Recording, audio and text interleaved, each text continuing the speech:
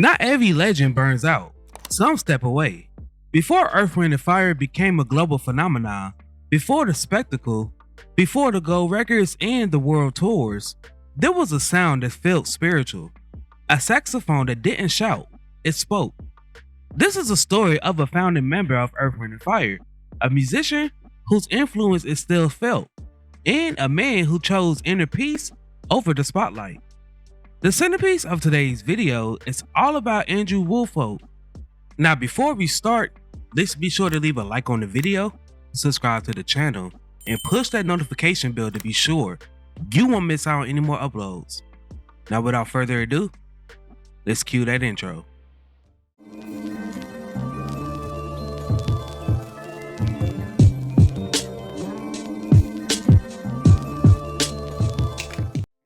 Born Andrew Paul Woolfolk II on October 11th, 1950 in San Antonio, Texas. Woolfolk was raised in Denver, Colorado, where he attended East High School. It was here where he met Philip Bailey and Larry Dunn. From the beginning, his approach to music was internal. It was measured, emotional, and deeply connected to spirit. Raised in a musical environment that valued discipline and feeling, Andrew gravitated towards the saxophone, not as a tool for flash, but as a voice. He played to elevate, not dominate. That mindset will shape everything that followed. Bailey recruited Woolfolk to join Earth, Wind & Fire in 1973. At the time, the group had already achieved modern popularity. Following the departure of saxophonist Rodney Laws, Bailey advised that Earth, Wind & Fire should hire his old high school friend, Woolfolk, as his successor. Woolfolk was living in New York City at the time, studying saxophone with jazz legend Joe Henderson. He was also considering a career in banking when Bailey's offer came in. Gratefully, he chose music. Woolfolk's debut with Earth, Wind & Fire was the album Head to the Sky in 1973, which went on to go platinum. The album marked the beginning of a hugely successful run for the band, which continued with 1974's Open Your Eyes. That's the Way of the World became Earth, Wind & Fire's first #1 album on the Billboard 200 charts, thanks to the breakout song Shine the Star, which peaked #1 on the pop charts. It eventually went certified triple platinum.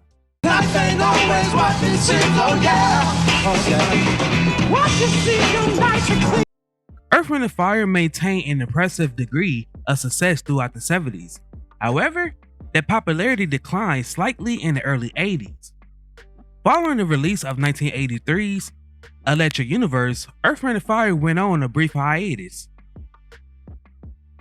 During his time with Earth, Wind & Fire, they racked up hits such as Devotion, that peaked #33 on the pop charts and #23 on the R&B charts.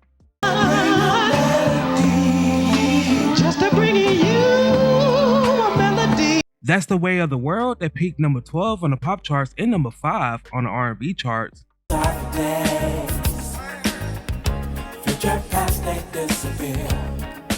Sing a Song, that peaked #5 on the pop charts and #1 on the R&B charts.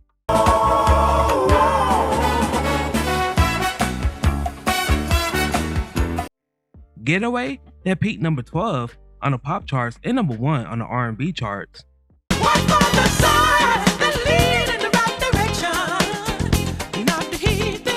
Fantasy, that peaked #32 on the pop charts and #12 on the R&B charts.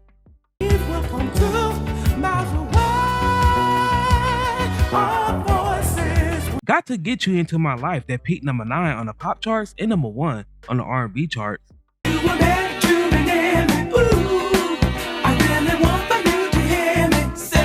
September, that peaked #8 on the pop charts and #1 on the R&B charts.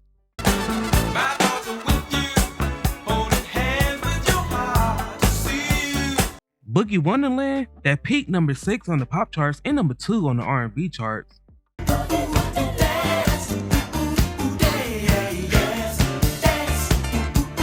After the Love Has Gone, that peaked #2 on the pop charts and #2 on the R&B charts.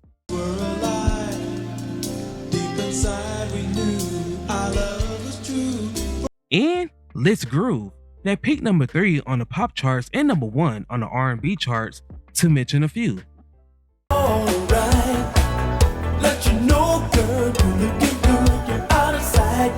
Woolfolk began performing with other artists in the late 70s as he was still a member of Earth, Wind & Fire. Early on, he collaborated with Denise Williams and Valerie Carter. He continued to work with Bailey, appearing on 2 of his gospel solo albums, 1984's The Wonder of His and 1986's Triumph. Woolfolk was there when Earth, Wind & Fire reformed in 1987, and he continued to perform with the band until his former departure in 1993. Woolfolk continued to play after his departure, collaborating with Phil Collins on his 1996 album, Dance Into the Light.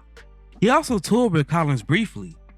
Now, if you listen to any early Earth, Wind & Fire recordings, Andrew Woolfolk's sax doesn't rush, it doesn't scream, it floats, creating space and moments of breath between explosive arrangements. As horns blasted and rhythms layered, Andrew's tone grounded the music.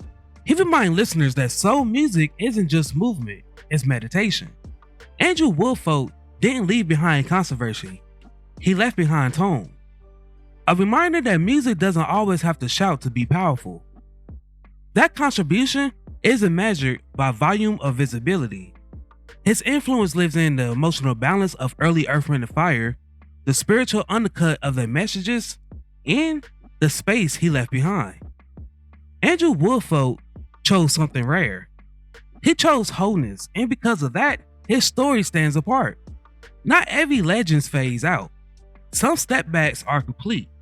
And when you hear the early sounds of Earth, Wind & Fire, that calm beneath the brilliance. In 2000, Woolfolk was inducted into the Rock and Roll Hall of Fame as a member of Earth, Wind & Fire. He was later inducted into the Colorado Music Hall of Fame in 2017. Woolfolk passed away at the age of 71 on April 24th, 2022 after battling a long illness. Now, before we go, I have a question for you all. Who is your favorite member of Earth, Wind & Fire? After the recent update, YouTube is only promoting my videos to about 20% of my audiences. So, to change that, just make sure that the notification bell says all instead of personalized, so you will be notified each time I upload. Before I go, I want to take a second to promote my Discord. Over here, I provide a safe space for my supporters. We discuss music of all genres. You can provide me feedback on recent uploads, etc. If that interests you, then go ahead and check me out. The link is in my bio. While I have y'all here, if you would like to support the channel further, then feel free to become a member. By doing so, you help make these videos possible. I thank each and every one of you who supported me along this journey.